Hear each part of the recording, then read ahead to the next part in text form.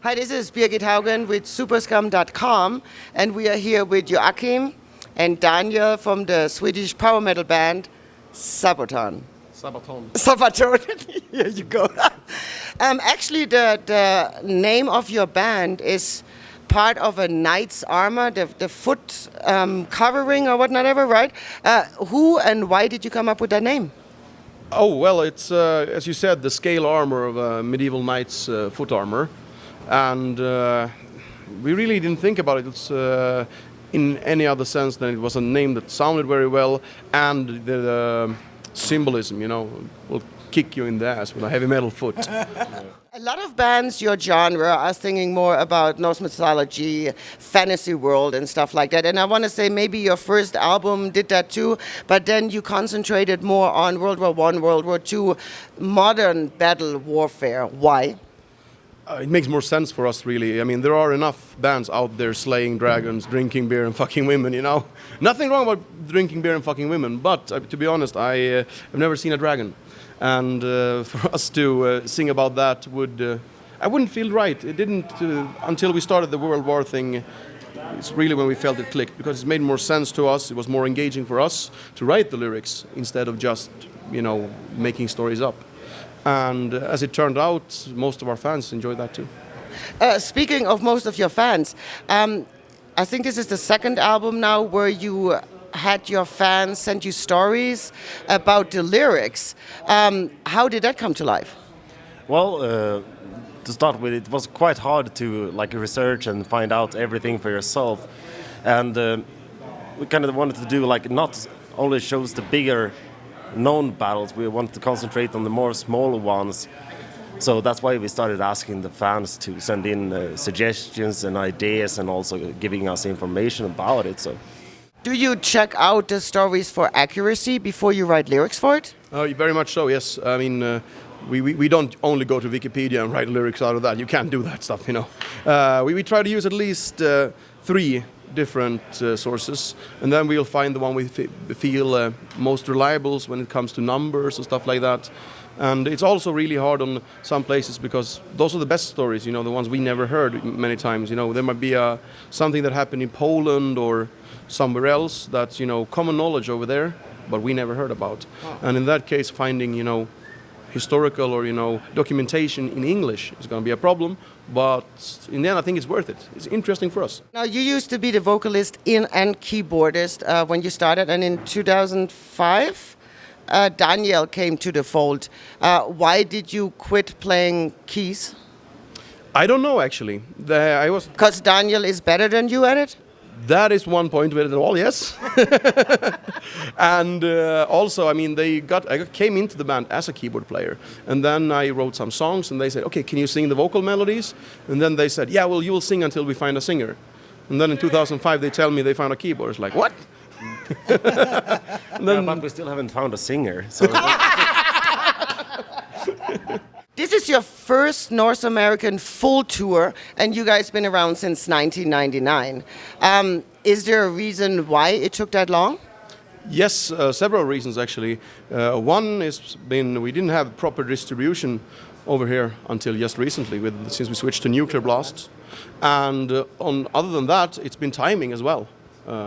Always when we've been booking a tour and asking, our American promoter here, like, hey, can you go now? No, that's going to be a bad time. Okay, so we book a European tour, and then he comes back to us. Hey, I found you a tour. Oh. It's been very bad luck with the timing. Now, as I understand, you recently played some gigs with Udo, and now you have the kick-ass opportunity to tour with Accept. How is the difference? Well, the difference between Accept and Udo is like, yeah, Udo is doing his solo stuff along with the Accept stuff, and when you're here, you get to see like more of a complete package. That's what the feeling I get. I get to see the actual band and not only one guy from it. Yeah. Okay, back to your current album, Coat of Arms. How was it received by your fans on this tour? So far, so good. It seems like, I mean, you're always a bit worried. I mean, especially when writing it and recording, performance anxiety. You're thinking, oh shit, are people gonna like this as much as the Art of War that we released before? And it's always been that way with our albums. Exactly when it's released, everybody, not everybody, but about 50% say, oh, it's not as good as the last one. And then 6 months later, actually, it's as good or better, you know. But that's a good thing. I think many of, at least my favorite albums, took me a while to get into. Usually the ones you like every song from the first listen are usually the ones you're going to listen to only for a short period.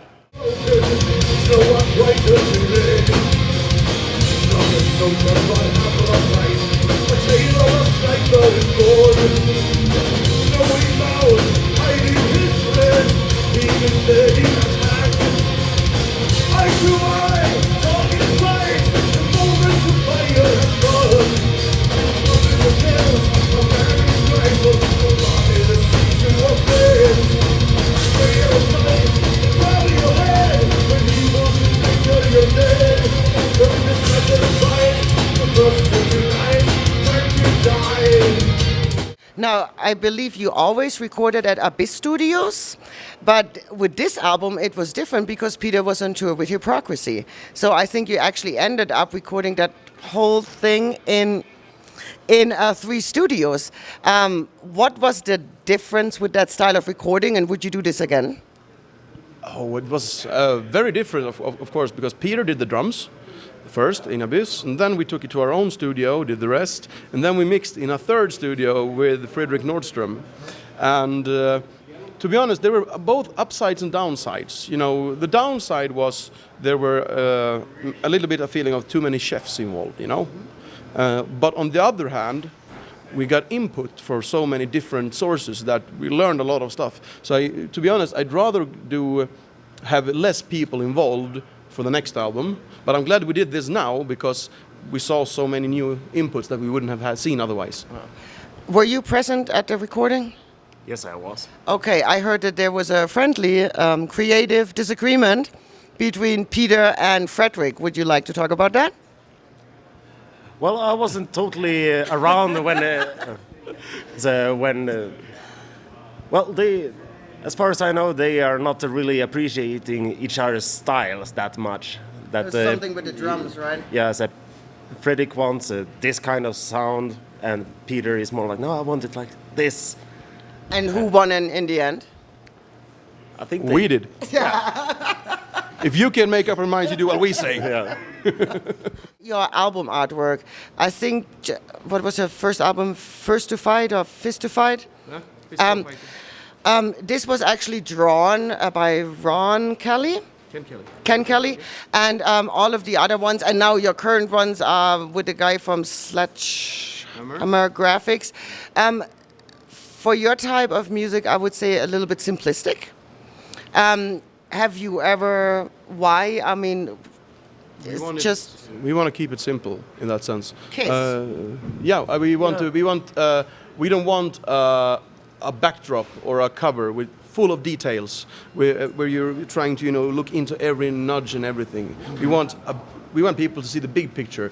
As it's the same with us in the band. We don't want people to see 6 individuals. We want to see them see a band, the complete package. Have you guys been able to write new material for a new record while on tour? Or is it too soon? We have already started, actually. 2 or 3 songs are already complete. We're going to start recording the next album in late December, early January, actually. So we have... I don't have the time really to write while we're on tour, but I can still work on all the ideas that I get. So I can get an idea, record it on a small recorder. When we are home, though, I'll start getting it all into the computer.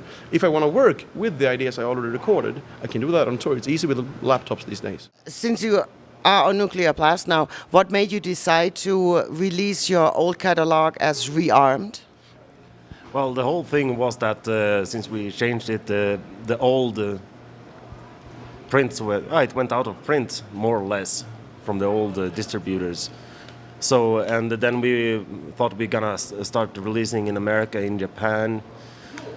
So we more or less decided that to put extra material for those releases when it came out.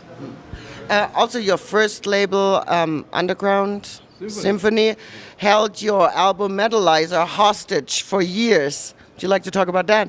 Yeah, let's just say we hate the fuckers. To be honest, they released the Fist for Fight thing first, which was, a lot of the material was the same as on Metalizer, but they wanted to release it as a demo, to open up to get the word out about us, and then which were demos or pre-productions, and then we'd get the Metalizer out about 8 months or 1 year later, and. What happened really was, we asked them, when are you going to release this? Oh, this is a bad time in Italy because, the mail is on a strike. Okay, yeah. 2 months later, no, our favorite football team lost. We can't do this. And then all of a sudden it's, my sister got married. The marriage is a big thing in Italy, yada, yada, yada. I mean, they should stop putting so much coke in their fucking pasta, With your rearmed version of Atero Dominatus, you guys covered... and you write Doro, but for me it's a Warlock song. Für immer on there. Why? Well, the whole thing started with that we were asked to do a cover of that song for a tribute album. Nice.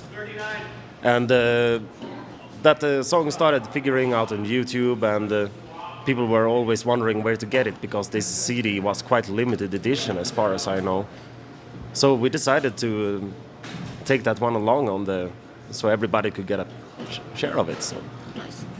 Yeah, and speaking of video, your video for Uprising, you shot in Poland, which is quite a ways from Sweden.